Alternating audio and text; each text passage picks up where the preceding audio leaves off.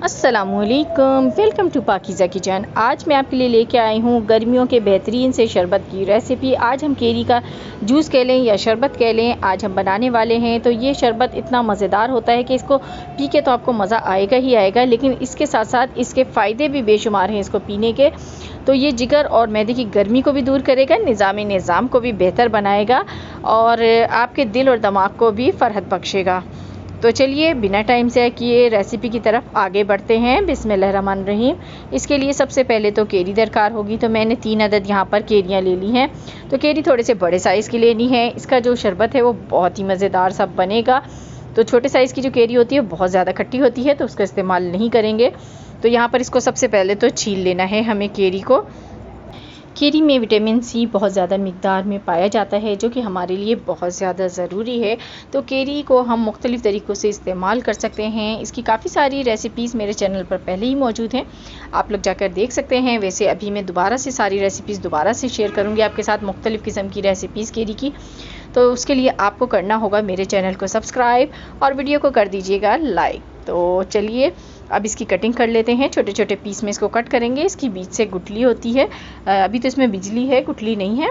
तो ये आपने जो बीज है ना इसका ये निकाल देना है। उसके बाद इसको छोटे छोटे पीसेस में कट कर लेना है। तो यहाँ पर हमारे देखें केरी बिल्कुल कट हो गई है। अब इसको डालेंगे एक ग्राइंडिंग जार में। तो इसमें हम डाल देंगे और इसी में ही हम शरबत तैयार करेंगे पूरा। तो एक जग भर के इसमें शरबत तैयार हो जाएगा।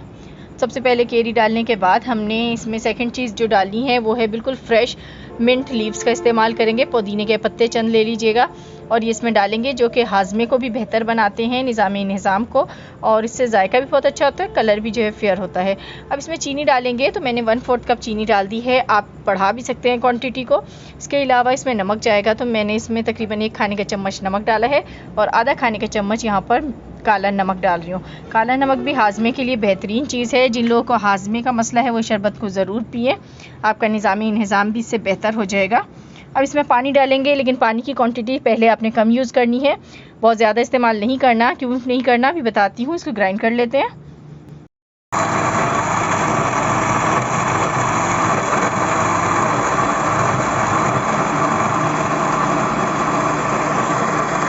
तो देखिए मैंने पानी इसमें इसलिए कम डाला था क्योंकि जब हम केरी को ग्राइंड करेंगे तो ये अच्छी तरीके से इसमें ग्राइंड हो जाए। अगर आप ज़्यादा पानी में करेंगे तो क्या होगा, केरी आपकी बहुत अच्छा सा पेस्ट नहीं बनेगा, उसका अच्छा सा जो है बिल्कुल फ़ाइन जो है वो जूस नहीं बन पाएगा। तो पहले क्वांटिटी कम रखनी है। जब आप देखेंगे ये अच्छी तरह से ग्राइंड हो गई है तो फिर आपने इसमें मज़ीद पानी डालना है। अब यहाँ पर एक चीज़ और डाल रही हूँ, लेमन जूस। लेमन जूस इसको खट्टा नहीं करेगा, इसके जो जायका है उसको बढ़ा देगा, बहुत ज़्यादा फ्लेवर, एक अलग से यूनिक सा फ्लेवर आएगा केरी की शरबत में। अब इसमें हमने आइस क्यूब्स डालने हैं। उसके बाद एक बार फिर से इसको मैं ग्राइंड कर लूँगी। ये देखें, अब इसमें आप चाहें तो पानी मज़ीद शामिल कर सकते हैं।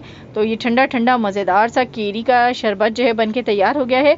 आप इसे निकाल लीजिए गिलासों में और इसको सर्व कर सकते हैं। अगर आप लोग जो है केरी को बिल्कुल खाना पसंद नहीं करते हैं तो आप इसको छान लीजिएगा, क्योंकि इसमें हल्के हल्के से जो केरी का जो गूदा होगा वो बीच में आएगा, लेकिन वो बहुत अच्छा लगता है। लेकिन बच्चों के हिसाब से मैं आपको बता रही हूँ, अगर बच्चे पीना ना पसंद करें तो आपने इसको छान के इस्तेमाल करना है। तो बच्चे जो है मिनटों में इसको पी जाएंगे गिलास को और आपसे दोबारा बनाने की फरमाइश ज़रूर करेंगे। तो गर्मी में पीजिए ठंडा ठंडा मज़ेदार सा केरी का शरबत, दिल और दिमाग जो है वो आपका बिल्कुल ठंडा हो जाएगा इस शरबत को पीने के बाद। तो कैसी लगी आज की रेसिपी कमेंट बॉक्स में ज़रूर बताइएगा। मिलूंगी नेक्स्ट वीडियो में, तब तक के लिए अल्लाह हाफिज़।